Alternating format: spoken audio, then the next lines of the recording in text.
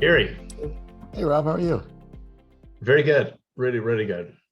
It's Friday morning here and it's a holiday weekend. What holiday? It's a holiday that we have down under. It's called Anzac Day, and it's a World War kind of a commemoration of the dead. So it's Anzac kind of Day like is to it's do with kind of like Australia and New Zealand. So it's a real down under thing, but it's a big deal. And there's like a okay. parade with, the bugle and, there's a whole I thing. It's like a it. big deal culturally down here. So that's what's happening. But we kind of work when we want to work, so it doesn't make any difference to us as to whether it's a holiday or not. Because if we want to work, we will, and if we don't, we won't. Except we live in a kind of a village where increasingly all our homes are holiday homes. So during the week it'll be very quiet next week, but this weekend it'll be crazy. That's funny. So it's kind of like our Memorial Day weekend. Similar concept, I think. Yes, exactly. Yeah, Yeah, yeah, that's yeah. great. Yeah, that's one of my favorite weekends. Memorial Day weekend is just kind of like a way it kicks off the change of seasons almost. Yeah. I mean, here we're heading into autumn, although yesterday was, let me just do a quick conversion, was 90 yesterday. But tonight it's going to be probably like 50 or 55 or something. What's freezing in Fahrenheit?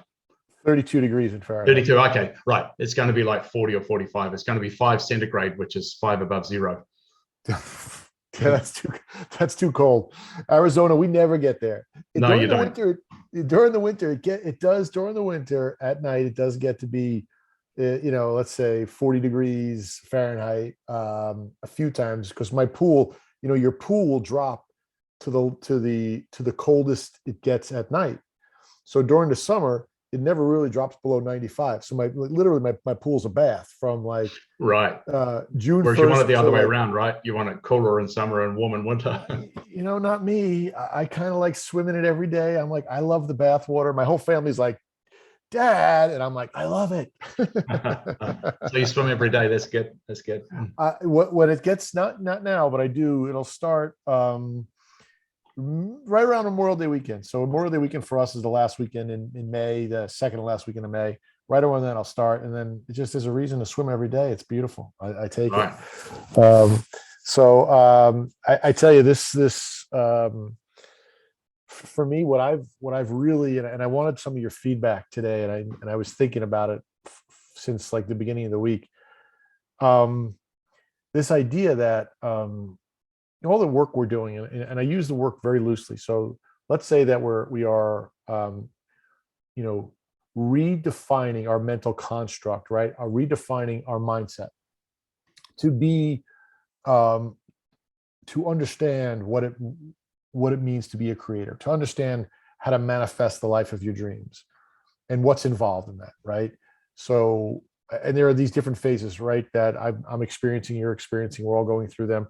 And then I love talking about them. And what I've found myself is, and this is interesting, is in the beginning, it was sort of this intense idea of how to, reframe your mind, right? Reframe your approach, your perspective on life. And now I'm finding it to be a daily practice becoming part of my life. And then the results that I'm getting that sort of match what I'm experiencing are almost a little shocking. And they're not big. I didn't get $1 million weren't dropped off in my garage. And that's the important part of what I'm trying to convey here, is that the things that are happening is that life is getting more enjoyable, right? Life is getting easier. And what I mean by easier is, yes, you still have to go to work. Yes, we're still paying bills. Yes, we're still doing those things. But the struggles around them are getting less and less. And I'm kind of almost like, like, whoa, like, what's really going on? And like waiting for the other shoe to drop. Can it be And I'm this like, good? Can't believe it can be this good well, or easy or both. and that's the whole thing is I can believe, right? I think we all know we can believe, right? But is this what it is? Is this like, okay, so while we're all thinking we want to manifest the car, the house, right? The money, all these, the job. Well, wait a minute. If you push all that aside and you just, because we've talked about, some personal, opportunities and some personal interesting manifestation events that I've had. And when I've applied this sort of new mindset, this new approach, they've really smoothed out. And I wouldn't say they go away, because I don't want anything to go away. It just, things just get smoother. And the process seems to be more enjoyable versus upsetting and maybe jagged. Does that make sense? Yeah, totally does. Yeah, I think a lot of it's to do with resistance, that, and also allowing creativity or source energy or whatever you want to call that thing to flow through you. And I've always been fascinated by songwriters and artists and people like that, as to where does it come from? How do they do that?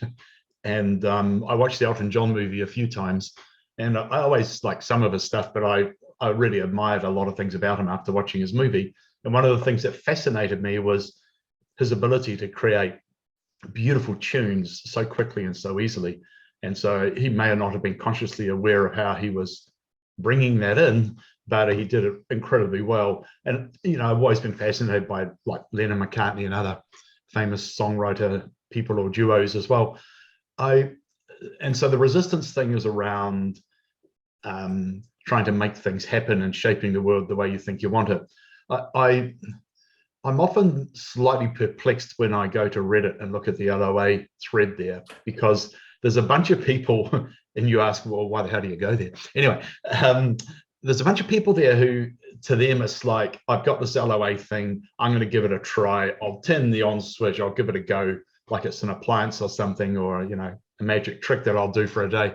And then what I want is, I want this job, this money, this car, this boyfriend or girlfriend or whatever it might be.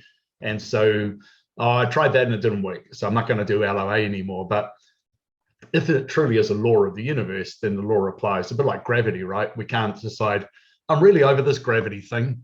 Like, you could lose weight perhaps, and then you wouldn't have to worry so much about gravity. But I'm trying to lose weight at the moment, by the way. Well, I'm losing weight at the moment. So you look fantastic. You look great.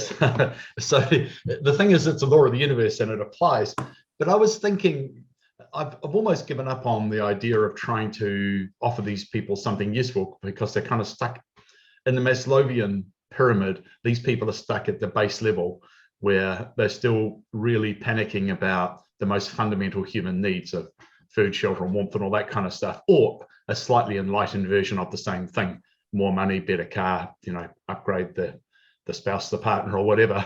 So I was thinking of writing, ultimately I'll write an article which I'll try and get people there to find on one of my websites. And I was just thinking, I was just out walking this morning, sun rising, that if the law of attraction does exist as a law of the universe, then do we really think it's about getting an extra so many dollars per year, or winning the lottery, or getting a better car? Like, would that really be the purpose of a universal spiritual law? And of course, when you put it like that, it sounds ridiculous. And the purpose of such a universal law, if it existed, would surely have to be some higher purpose, which would be, the sort of thing that you've often heard in the highest religious teachings from Buddha or from Jesus or whoever, but Dalai Lama, whatever. So, and that really is about love and service, and thinking the very best of everybody, and offering a positive contribution to the planet, to the world, to the universe. So I was thinking that might be one way to approach it, to say, well, the law of attraction is actually like the law of gravity. It exists, and you can't opt in and out of it. You're doing it. And so all you're really thinking about is how consciously you want to do it. And then you're thinking, what do you want from it? And one of the hard concepts for people to start with is, well, I think I want a better house, or a life partner who's going to make me feel good about myself, or I want more money, or whatever it might be. I want things. I want a car, this particular car. So that's the starting point for a lot of people. And then we kind of go from there and realize, well, actually, that's not what I truly want. What I want is to feel secure, and that's a mindset thing. What I want is to feel loved and appreciated and worthy. But if we don't love ourselves and appreciate ourselves and feel worthy inside, then no amount of external feedback from someone else is going to make us feel worthy. And that's one of the things that fascinates me about movie stars and the like, who the world adores them, and you find some of them that they detest themselves and have terrible lives of addiction and dysfunctional relationships. And not there's anything wrong with divorce, but dysfunctional relationships.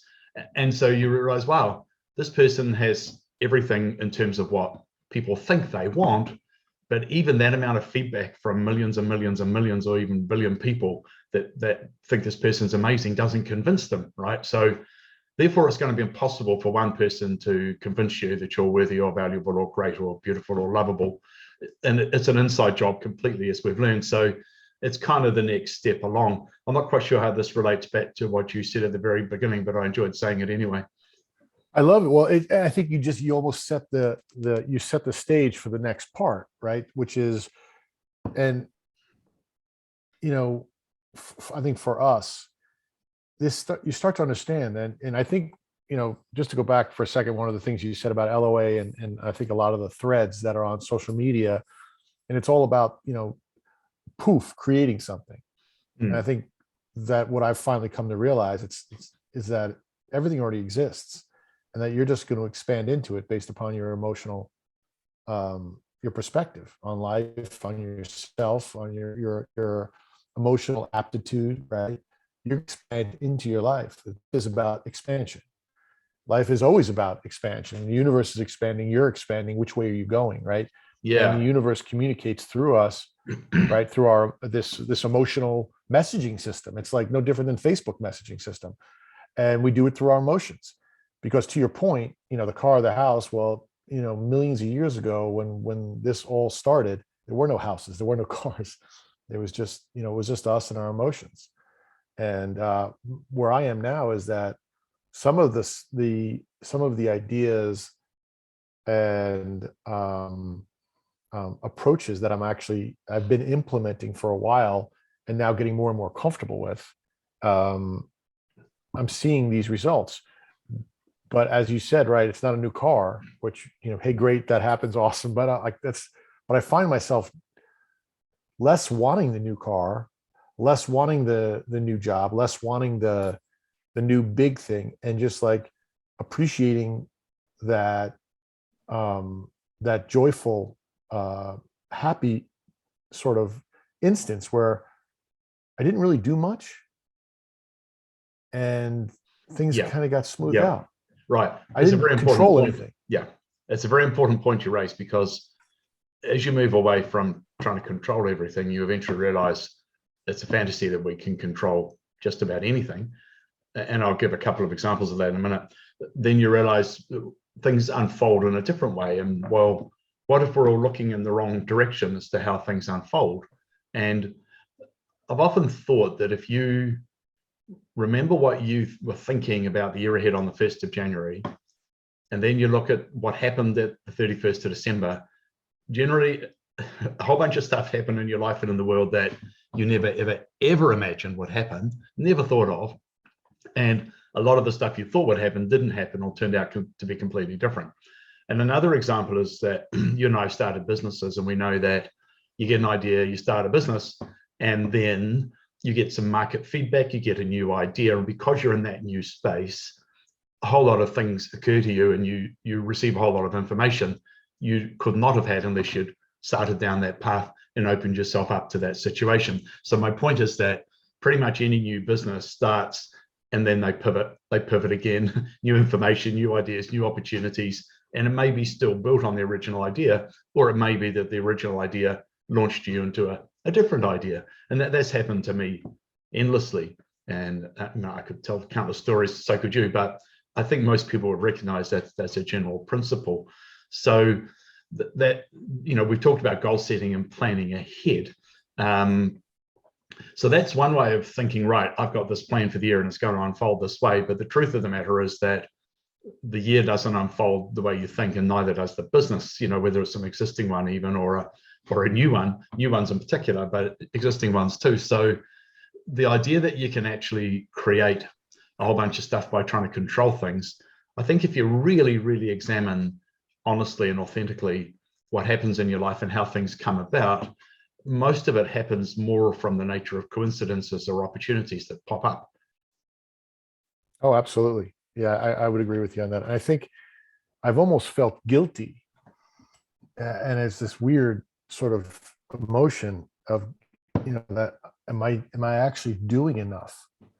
Because I think we're Right. trained, right, Yeah. to be so active, and um, you know, I'm enjoying a I'm enjoying results, and I'm not quite sure at this point that like I'm worthy of them. And that's really where I've gotten to the Like, point so now that's where really a wait a second, because worthiness I didn't question, do isn't it? anything.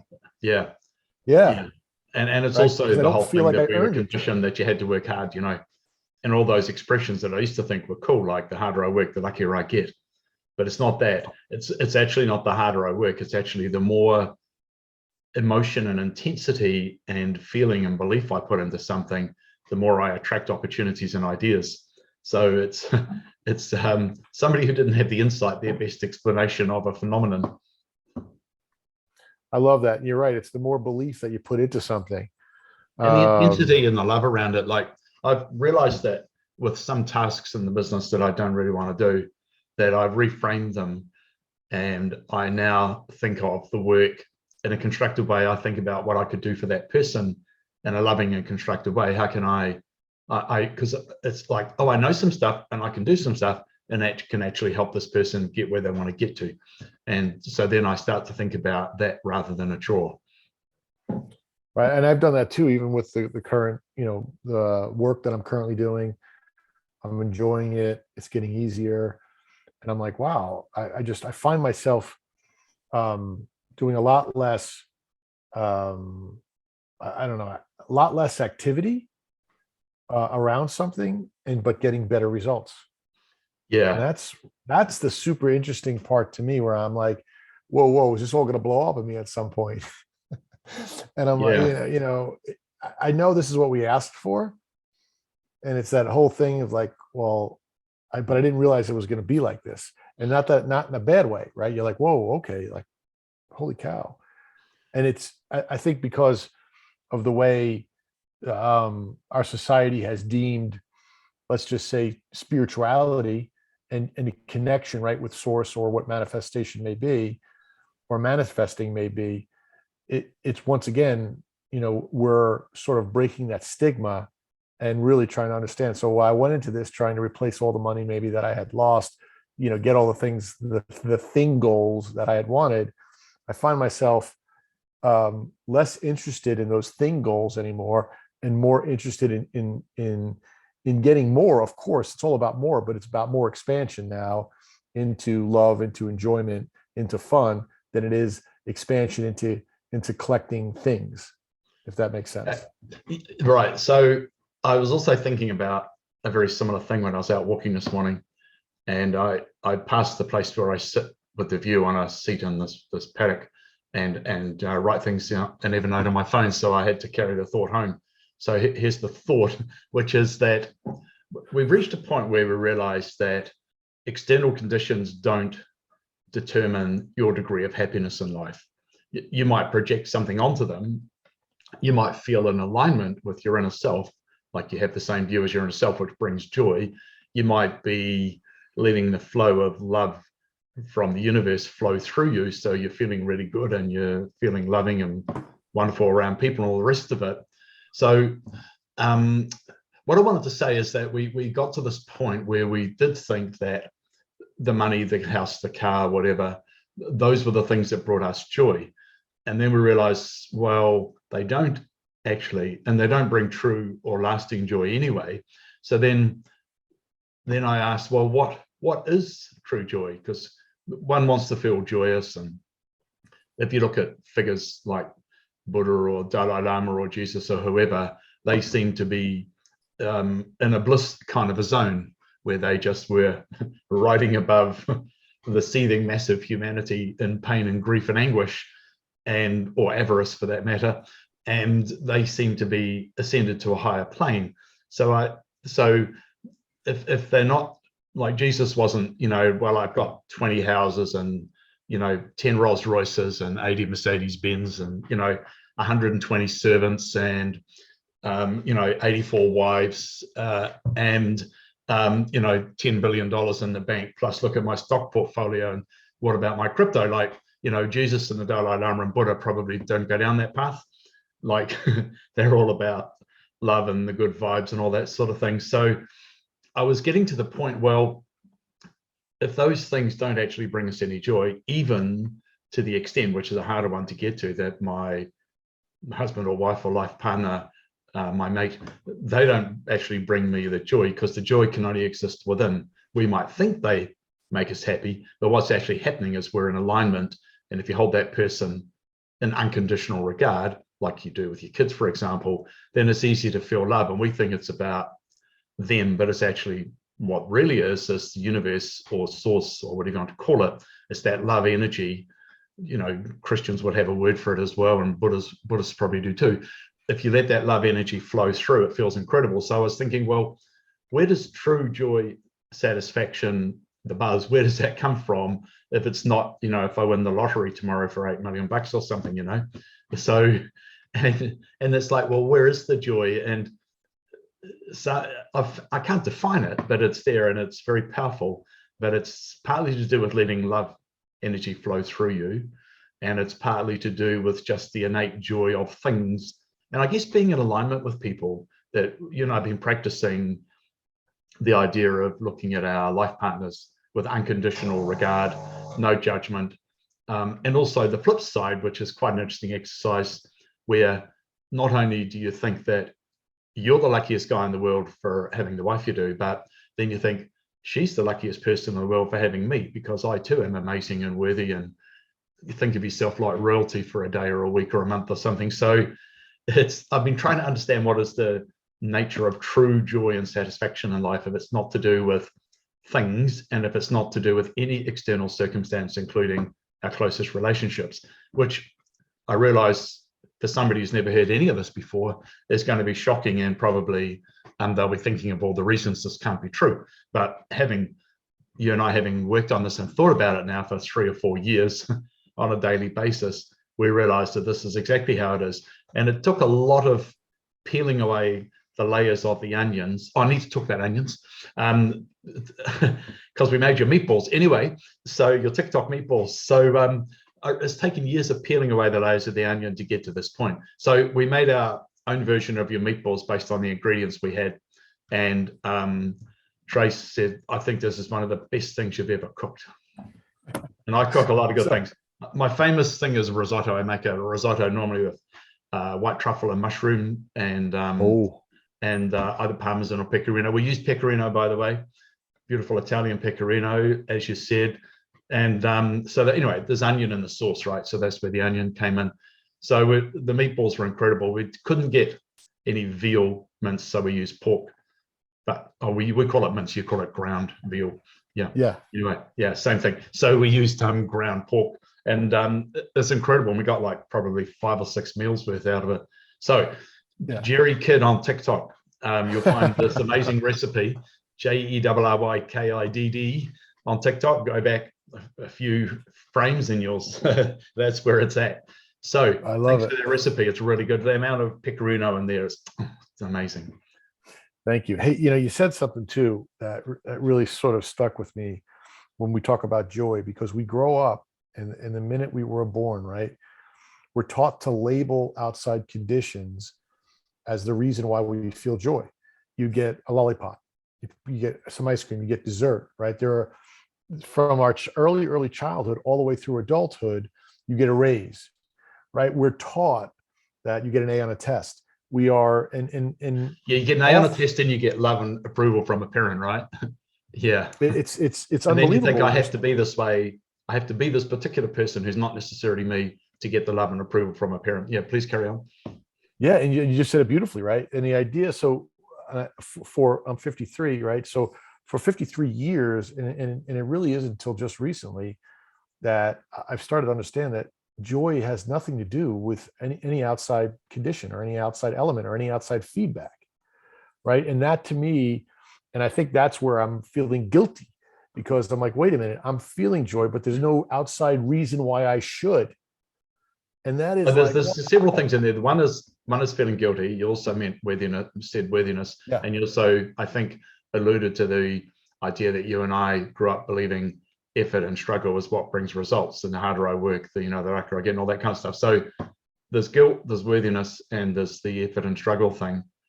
So you're right. Are they separate? All of those? The worthiness is the effort and struggle, and where does the guilt fit in? Is that a separate thing? well, the guilt doesn't exist, right? It's made up, and that's just once again, you're not worthy, right? So the guilt is a made up Thing of emotion. Yeah, it really doesn't. It's an extension, right? I think, and I think Gary has said that. If you go into one of the Joshua Live podcasts, right, you can go on Apple iTunes and see that in one of the earlier is mid-level. He talks about that. Joshua talks about that guilt doesn't really exist. It's just an extension of unworthiness, and we're constantly feeling that way. Yeah, because you create an artificial standard, you don't meet that standard, so therefore you get a bad feeling. So you could just do away with the standard, and then you would be sweet. Or you're doing something wrong, right? Like the church, right? Guilt is put upon. Yeah. Once again, this goes to outside circumstances that are that we're labeling as the reason why we can feel something. So we can either feel shame because of, once again, an outside circumstance. We could feel good because of an outside circumstance. So if you remove that label process, it's if you take the event and you take your emotion and you just remove the labeling process and you separate them, right? And you start to realize that you can feel, joy, you can feel good, you can feel love no matter what. And none of that has anything to do with the outside conditions. You can still have empathy, right? You could still have love for people, and you could still wish the best for people. It doesn't mean that you're walking around as a zombie. That's not what it means. But for me, this last week, I've really, there have been, and like I said, I've had some feedback that has been wild to me, where somebody wants to question my contribution. Has been like, wow, thank you for all you do. You're amazing. And like, I never asked for anything. I never did anything. I was just, doing some certain things, and things I used to get frustrated by, I was enjoying and just having fun with. And I'm like, wow, that was pretty cool. We were hosting a bunch of people, and, for like a week, and I just had fun with it. And I was like, oh, this is great. And I wasn't, I was a little exhausted at night. Right. But I didn't look at that as a bad thing. I'm like, wow, I really expressed myself. I'm like, that was great today. I'm glad I was able to, completely unload my cup of whatever it may be. Right. So it was a different way of looking at it. And in turn, I felt different about it. And I detached from the actual events and just embraced the way I was feeling and really enjoyed it. Like I said, but it's like the back of my mind, it's kind of like, you just wait next week. And I'm like, well, why? Yeah. So that's the little voice, that little inner, and I'm like, no, it doesn't have to be that way. Right. Yeah. So do you have some techniques for moving past that? That's what I'm trying to work through this whole week. That's what I've been working. It's funny. I spent all this time trying to get to a place where I would understand more enjoyment. Now I'm getting some enjoyment, but like everything else, now I'm a fear of loss. Like, I don't want to lose it. Like, whoa, right? So bam, it's just like the thing goes and everything else. It's like that, boom, that fear of loss comes back up. What happens if I lose it? Right? Yeah. And that to me is like, wow, what an interesting predicament to be in and you start to realize that fear you have, it goes for everything. Right. And that's what you have to let go. It's an irrational fear. You can't lose anything. You're always connected to everybody. You can't lose anything in life. And you can't really be separate from anything in life. So when you start embracing those things, then the fear is less. And it starts to become a little bit more, I don't know, like natural is a great way. It's just becoming natural. I'm so excited to see what the next situation, the next week brings. My daughter's going through some tough times right now with some tough things. And I've just been there to listen to her and send her love. And, I really haven't been, doing, my wife's been doing one thing and I've been doing and supporting them both and just sending them both love and, seeing, and once again, do I want them both to be happy? Yeah. am I sad for a moment when they're not happy? But I do realize that's just me. That's me caring. And if I let go of that caring aspect and just give them love, it becomes a lot easier. Yeah. The distinction between caring and love is a difficult one initially, because caring really is about wanting things with that person to work out for you. So sending somebody unconditional love is one thing, but caring, for example, you might do something for that person. If you do it from a caring point of view, then really you're trying to create an impression so that they stay with you, essentially, to avoid the fear of loss. Whereas if you just give pure unconditional love and let it flow, it's a subtle differentiation, and it's taken us quite a while to work through that. But it's quite a highfalutin idea, that one. It really is. It really is. So I mean, I'm, I think for me, this is like it's the first time in a long time that I don't need a phone call. I don't need an email. I don't need a certain amount of money in the bank or a car in the garage or a house to walk into, an apartment to walk into, or a family to be there to generate the happiness, right? Or enjoyment I'm feeling. Yeah. So in a way, it's kind of going back to the best of childhood with the best of adulthood, because you and I've talked about the unabated joy of childhood, and children can play with anything. You give them a box, a cardboard box, and you can buy a kid $1,000 toy, and they'll pick up an empty box, and start playing with the box in an imaginary game, and they have more fun with it than they do with the expensive toy. Actually, I don't know if they're $1,000 toys, we'll say $100 toy. Anyway, so there are, there are. Okay. I bet there are, yeah. I'll bet there's every kind of toy. So, I mean, I remember that I took my two step grandsons at the time. I have seven step grandchildren, but I took these two young guys who were really quite young at the time to the central North Island of New Zealand, and there's it's a bit like Yellowstone, and it's got geysers or geysers, whatever you call them, and mud pools and all that. It's a volcanic region, and there's this big hill with gondolas going up and down. And so I spent all this money doing this stuff with them, and they were like, meh. And I thought, you ungrateful little so-and-sos. And then we went to this lake, this beautiful lake in the forest, and it had very, very fine shingle. And these little kids picked up the shingle and threw it in the water and made beautiful patterns. And they spent like 20 or 30 minutes just mucking around on this beach by this lake and doing stuff that came spontaneously. And it suddenly hit me. It's like, who's got the problem? It's not them, it's me. I thought because I spent money that they should have fun, but actually they found some fun in playing with the stuff of nature and their imagination and their creativity. And at the time I was doing a lot of kind of archetype work around men's issues. And so there's this massive redwood forest, and because it's volcanic around this area, quite often where there's a stream or a creek, you'll see, if you go really early in the morning, you'll see steam rising from the forest floor. So I said, let's go into the redwood forest at dawn when the light is just coming in and the steam is rising, and there could be knights in armor, there could be baddies, there could be dragons, there could be monsters. Let's go and see what we can find. And so the boys like, yeah. Because, boys often like that sort of stuff. Girls may too, I don't know. And so we went there, and to this day, like, those kids might have been 4 and 6 or 3 and 5 at the time. And these boys are in their 30s now, and they got kids of their own. And they still refer back, hey, Rob, do you remember when you took us into the redwood forest at dawn in Rotorua? It's like, yeah. And so my point is that this is the unabated joy of childhood, right? Which I experienced and witnessed, which was wonderful. And then, they have the worries and stresses of adulthood now, right?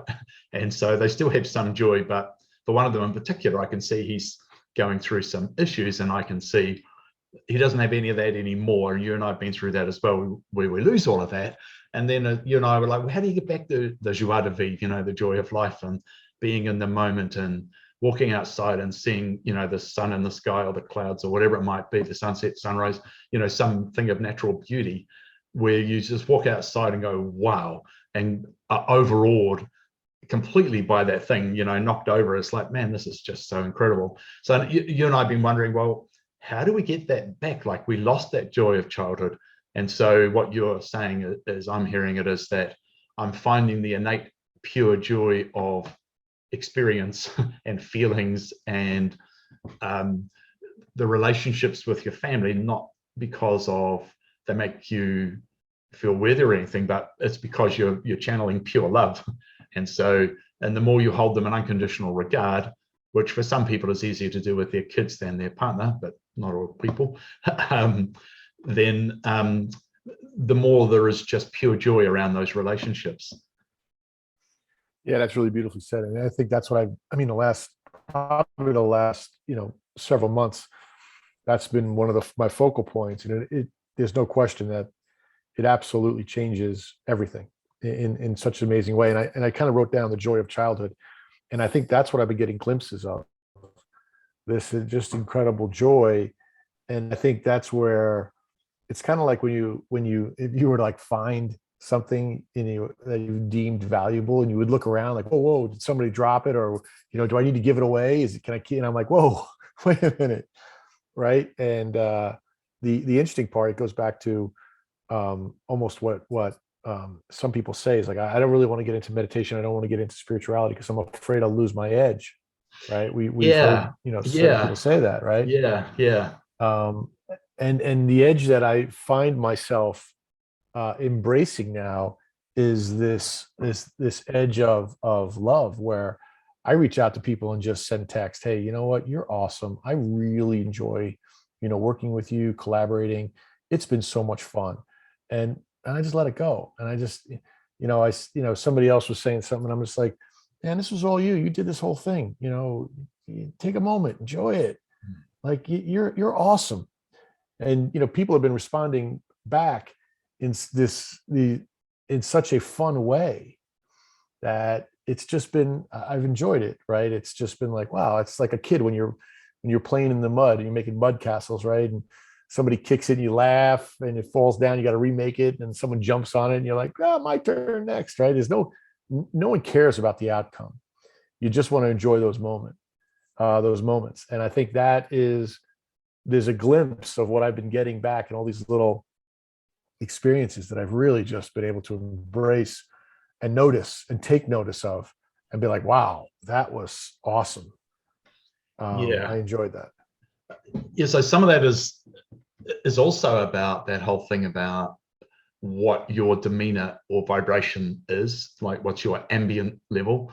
And if it's joy and happiness and love that's coming forth from you, then things tend to reflect back, which sounds pretty wishy-washy and woo-woo. And I guess it's woo, it's not wishy-washy though.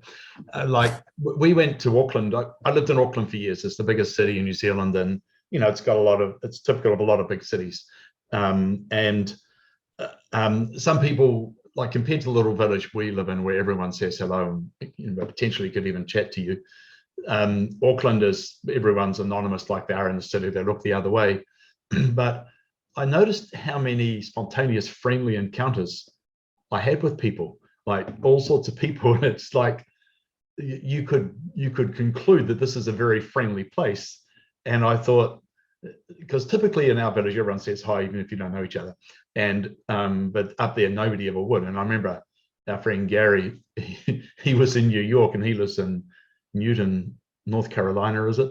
And tiny town where everyone says hi. And even though he kind of knows you don't do it, he went to Manhattan, he's walking along saying hi to people. And he was like, because if you do that in Manhattan, they'll think you're a crazy guy, right? So he pretty quickly stopped that. It was a little bit like that. Manhattan is probably one of the more extreme places for that on the planet. London would be, central London's a bit like that too. But it was interesting because I actually got some of that back. I wasn't saying hello like a country bumpkin or yokel, but I did get a lot of unexpected, spontaneous, friendly stuff happen all around the city, which was kind of interesting because I didn't expect it. I never sought it before either. And so it's about what you project, isn't it? It's about what you project. And another aspect of that you and I have been working on and thinking about is this whole thing about, I'll give you a for instance, like it happens often in your marriage, but with anybody. There's a woman I do a lot of work with, and she's an amazing operator. And I kept bumping up about man, she's got such a strong need to be right. And then I thought, I understand what's really going on, which is I still have some need to be right that I thought I got rid of, but I haven't. And it's residual and it's there. And she's very kindly reflecting that back to me. And the moment that I decommission that need to be right, then I never really see that from her anymore. And it truly happened. And whenever I feel any of it, then I think, right, walk away from your entrenched position right now, Rob, because there's no point in having an entrenched position, because we know that in life you generally never have all the information. And the entrenched position of yesterday is something you don't necessarily think today, unless of course you're closed-minded, in which case your world shrinks, and that's no fun at all. Well, it's funny what you say. What I realized, and I spent 25 years in Manhattan, New York City, right, is I realized I was totally dependent on outside conditions. And the reason why these big cities, in my opinion only, these people have a sense that, big cities are not kind. It's not that big cities, in my mind, are not kind. It's that everybody in those cities have attracted each other, and they're all based upon outside conditions. They are dependent upon those outside conditions, and they're only reacting to outside conditions. So when you become self-aware and you step into that environment and you see all of that and you start to smile, you're going to get a few reflections back, but mostly you've stepped into a situation, a video game, where everybody is blind to the fact that they're living in an illusion, attached to outside circumstances. And that's the true awareness. So, and then when you really look at, some people say, no one was, people weren't helping me with directions. Well, then that's their own, right? Then that's their own need, right? And nobody was helping them, right? That's a whole different. But if you really sit back and you go to New York City and you look and you just sit down and have a cup of coffee and watch what's going on, you will see a city of 8 million people that are attached to outside conditions and in the illusion, 100%. There is a lot of that there, because it is one of the great places to worship, at the altar of money and power, I guess, but money in particular, because Wall Street is a generator of wonderful fortunes. So it'd be interesting to see if you could get into the right dynamical vibration where you had the eyes averted New Yorker, Manhattanite, actually respond to you as if you were in your small town somewhere, for example. I believe you could do that. What I used to do when I lived in Auckland, I used to go cycling with my friend Dave, and we'd go up this hill, and it wasn't super steep, but it was really long. It went and it went and it went and it went, and I didn't realize it, and I was pretty fit and lighter than I am now, that I would start to grimace. So you're wearing a helmet, you might have sunglasses on, and I'll be grimacing.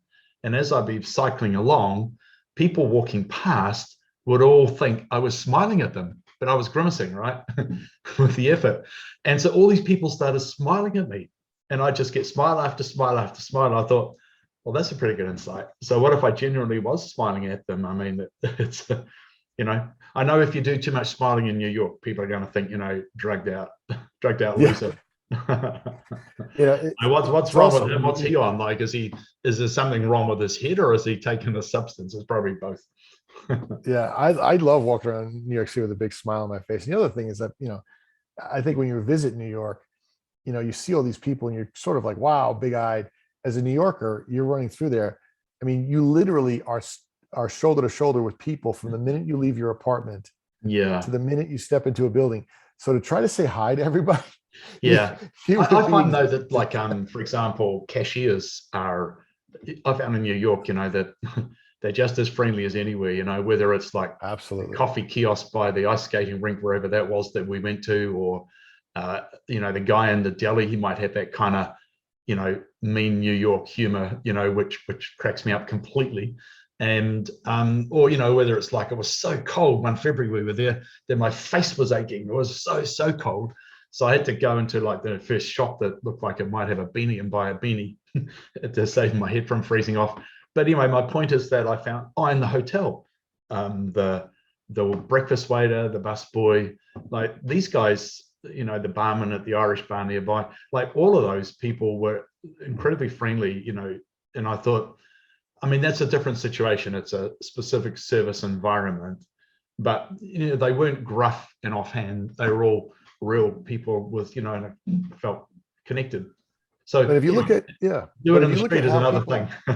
It is, but if you look at how people say, like, in that situation, it's because they want something and they're not getting it, right? Yep. So they step into New York, they have a preconceived notion, nobody's going to help me, this is going to be a tough trip. Right. So it's kind of funny how, once again, your perspective, how your perspective plays out. Your expectation as to how it's going to play out. Yeah. Their expectation. Right. It's So what I'm really fascinated with the last couple of weeks is and I'll use your term because I kind of like these little moments, this joy, this childhood joy that has not been attached to an outside event. And it's just to enjoy it and whatever is going on. And to know that the bank account hasn't grown, the new car hasn't shown up, and the house hasn't doubled in size, and there's no new check that came in the mail. It's just like, wow, and those are things that we think, right? And my family dynamic hadn't changed, right? And so those are things that we all think need to change for us to experience some sort of joy, right? And none of those things changed, but yet I'm experiencing like these moments of just like pure joy. That is the thing in a nutshell, that with the right dynamic or vibration, or whatever word you want to use for it, the right mindset or expectation, beliefs, then everything becomes magical. And that's that. And there's a quote, it's down here somewhere, and that's what I keep referring to, because I don't have any other reference really that we can all relate to, that quality that we might imagine from Jesus or Buddha or the Dalai Lama or somebody like that, an ascended being who is in a state of bliss. So the higher human form of being is a state of peace, tranquility, ease, poise, confidence, faith, wisdom, and strength. That's a magic quote, isn't it? It really is. Was that on the what day was that? That's from so this is from the teachings of Joshua.com. This is the Ascension Experience, and that is the beginning of the week 4 of romantic relationships. That's the very first thing. It's the very first thing on that one. Yeah. So I also want to ask you, like, you were making TikToks and now you're making Instagrams, and you're imparting regular message and downloading some wisdom of the ages for us. So, and you're getting some amazing feedback on all of that. And then you and I have also talked about you doing this course that we're about to launch. It just keeps getting better. That's why I haven't launched it. And I keep getting more ideas to put in that people are going to love. I'm sure they will. So, and we talked about how you might take some of that and turn it into something bigger. So we might call it starting a business, or we might call it reaching a far bigger audience with your message. So I'm just interested to know any comments from you about where you feel you're at, that if you did make a business around the stuff you've been learning and experiencing, who would you aim it at? Would it be the general population of the world? Would it be, because you've also talked about coaching business executives and business leaders and entrepreneurs. So tell me your thinking about where you see all of this. So it's interesting. So you went from the TikTok to the Instagram Reels, and I think that the platforms are for different age groups, right? Different customers. So there's no question, right? Different audiences.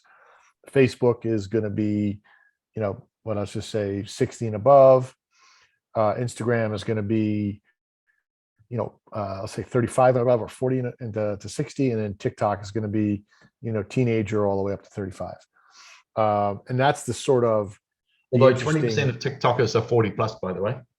Yeah, it's probably, it's amazing. Yeah. Anyway, but yeah, in terms of the bulk of the people there, TikTok right? is relatively, yeah, anyway, carry on. Yep.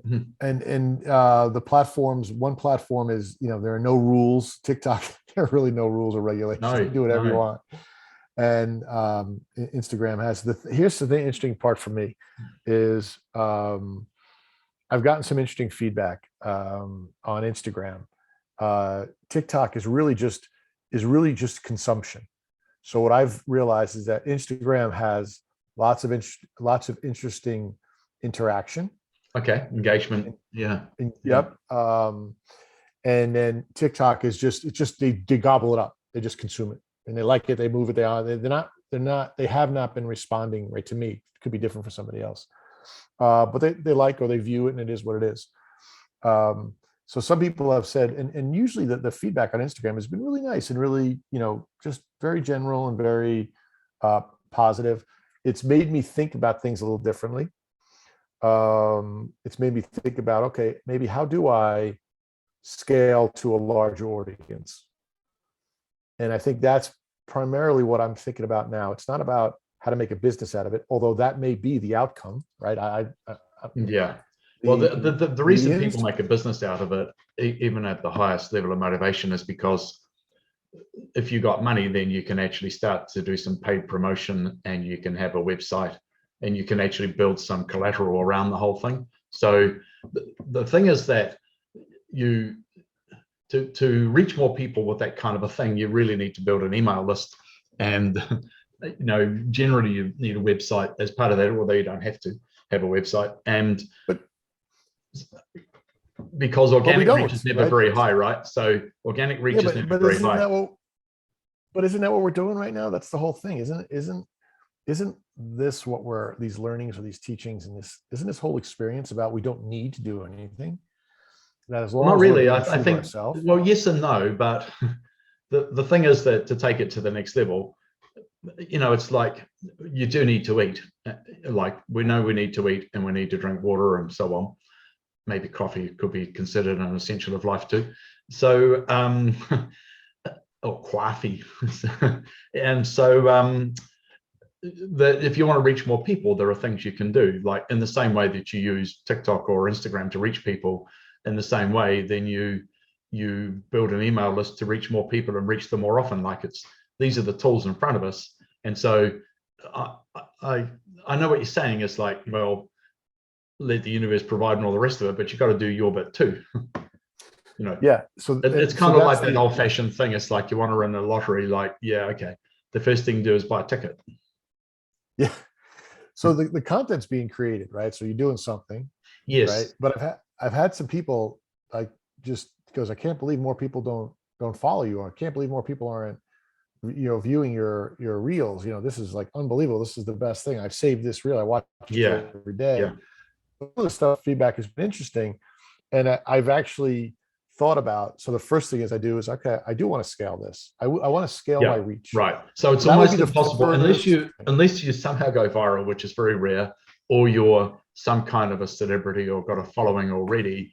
Then it's pretty much impossible or unlikely that you can really grow it organically using Instagram or Facebook or TikTok, because essentially those are paid platforms and they want money in order to reach more people. So therefore, if you're going to pay money, then you need to receive some back in. So you need that energy exchange to occur. So, and the same thing, like if you look at Gary Temple Bodley and the teachings of Joshua, he's reaching a certain audience. And we know that when he wrote his first book a number of years ago, if he becomes super famous, then he wasn't ready for it. And now he's ready that, he could be on a show like Oprah, for example, now, but back then he couldn't be. But like one of the main, I see it from a business point of view, limiting factor for a business like his is what is the size of his email list. That is, and you need a specific strategy to grow your email list. Like that is pretty much the only, and also you can use ads like Facebook and Instagram ads, TikTok, whatever, and you can reach people, but that's a once-er, and they may never see you again after that, after you reach them that once. Whereas if you capture somebody's email and build a list, that is still the core of building an audience and reaching the world, because once you got the email, it's very, very super low cost to reach people. and then they will see your content, because when you write a blog or release a new video, you can give them the email message, and then you'll get a certain percentage who will then start to follow you more and more. So, that's something we'll explore when we start working on the course together. But it's something that a lot of people I know are doing stuff online on Instagram or Twitter or TikTok or Facebook or wherever it is, and they got a wonderful message, but they're hardly reaching anybody. And so that's the part that I know I can bring to the equation as well. How do you reach hundreds of thousands of people and then millions? I think right? that's that's the next and that's been inspired. I mean, that's not been a one-off thought. One of the guys I work with in the digital agency said, hey, you really want to play with the algorithm, then you just got to ask a question at the end. Like, okay, if you're like, he was watching one of my Instagram reels and said, you just got to say, hey, what's your biggest fear? And get some feedback. So as soon as you start doing so to get some engagement, that's true, but that's still within the organic reach of Instagram, and Instagram has some organic reach, and so does TikTok, more than Facebook. But the organic reach is still limited because they're paid platforms and they don't want to give it to you for free. Yeah, no, absolutely. So I think that whenever we do however, I'm just going to follow your program, and whatever the inspiration is, when we finish each step, right, each phase is complete. Wherever it leads us, and if it leads us to, the idea is that, hey, I would love to be doing this kind of work. Well, what is this work? I would love to be supporting and being of service to people. Yes. Do I believe I could charge for it? Yes. Right. And let's see where it goes. Let's see where it goes. Is it exactly a coaching? I don't know, but I mean, your course will help us decide that, right? It'll ask enough questions. I'll do enough work where it's going to take me down a direction, right? Yeah. I mean, in terms of the business model, once you start to have people who are in, you could say that the social media following is an audience, whereas people who receive your emails and read them and engage, with your content from there, they become a tribe. So you want to build a tribe out of an audience, really is the thing. And then the normal path, and it's a little bit hard to jump these things, but the normal path is if you're going to offer advice to people, would be that you test drive your ideas with a few people one-on-one, and then you can scale to small groups and then larger groups, and then you make an online course. So an obvious point for you to get to will be to take some of your material and present it in an online course. And it can be a short one and a simple one at a low cost, and then you have a bigger one and so on and so forth. So then you have a hierarchy or a journey from lower cost to higher cost with more interest, passion, commitment, and all that sort of thing. So we'll go through all of that anyway, as to essentially, some people don't want to turn it into a business until I point out to them, well, do you want to reach a whole lot of people? Yeah. Well, you're going to need some money to do that. So we need an energy exchange going on. So that's the first step for a lot of light workers or woo-woo people. And then the next thing as well, do you have an objection to making money? If people want to shower you with money because they love your stuff, do you object to them showering you with money? And some people do. They got a limiting belief and they can't accept that. But you and I know that, well, if we're doing something good and people want to throw money at us, let them. Right. Well, I'm trying to be very open-minded about whatever. Yes. That's the key, right? So I know I want to do Yes. something with it, and I've gotten a bunch of questions. I've actually gotten some DMs. Hey, what are you looking to do with this? Hey, how do you want to? And my response to them has been, hey, I'm looking to continue to develop my content and find great ways to reach people and to be of service. And that's sort of the pause at the moment, right? Because I don't want to confine myself yet. I'm like, hey, listen, let's just see where this goes. That's right. I agree with that. And you don't actually know where it's going to go. And I don't. You and I both know that you might have an inspiration to start a business, and we assume, I want to start this business so I can get from point A to point B. But actually, along the way, you discover, this has actually opened all these other doors I didn't know existed. And I'm not interested in point B anymore. I'm interested in these other doors. Well, I think for people too, you're looking to attract. If step one is, what do you want to do with this business? If people know what they want, great. But if you're like, okay, I don't know what I want to do. So if you haven't figured out step one yet, well, then let's help those people do that too. Because how many people know they like something but don't know what they want to do with it, right? So Yeah, let's you and I that's start true. that way. Like, That's true. so I don't want to confine myself. And we're gonna do it. We're gonna have discussions, and we're gonna define it together. Like that sounds good, Yeah. right? And And you I may think pivot, a lot of people right? You feel may that way. pivot a number of times. Yeah. Yeah. Right. Yeah. I mean, how many people do we both know that are so good at something, but they don't know what to do with it, right? And does it have to Exactly. be a business, in quote unquote a business? Well, that word business can mean so many things, right? Yeah. Yeah. I guess when I talk about a business, I simply mean an exchange of value where one of the dimensions or vectors is money. And you know what, when you say Exchange of that, it's energy. Yeah. exchange of energy, I think it simplifies it. You're like, hey, I really like what I'm doing. I'd love to find a way to have an exchange of energy, for this, where I'm doing this full time, and this energy exchange is taking care of all of my livelihood need, of all of my all of my needs. Like, that's a great way to say, like, what Yeah. does that mean? Like, let's you and I define that then. Yeah. Right. Yeah. And you have all that knowledge where you could wrap around. Okay, well, if this is what you Yeah. want, we got to do Yeah. this, we do Yeah. this, we do this. Yeah. We know the pathways and how to walk them. Yeah. Yeah. Yeah. So I'm Awesome. super I'm excited. excited. I'm looking forward to this. Oh, I Yeah. can't wait. I mean, Yeah. I Yeah. think the discussions we have are going to be lively, and I think it's going to be, and the best part is, like, I've literally, you can see that, whatever we do, however we do it, we're going to go from, even on like the social media, whatever, we'll go from zero. Like, I have such basic, no growth, organic we'll actually track the jumps, and like, wow, this is Yeah. why you need to do this. Like, okay, wow, holy cow. I'm actually waiting. I wanted to do a video this week of like, hey, tell me what and I'm like, let me take a deep breath, and let's just continue to do this, because I'd like to be able for us to track something and start saying, hey, this was step one, was step two, this was step three. And we do it along the way, and we follow whatever plan, that you had out there for the people that want to, grow this experience. I'm like, boom, let's just do it. So I'm just sort of, minding my, my P's and Q's, being very, very patient. And then now I'm just enjoying doing the content. Just enjoy doing the content. Make sure it comes from my heart. And it's funny, like, I usually go out and I'll do like an hour walk, and I'll have a list of things I want to do. And it's usually at the very last 10 minutes that the best inspiration comes. And it's never. Yeah.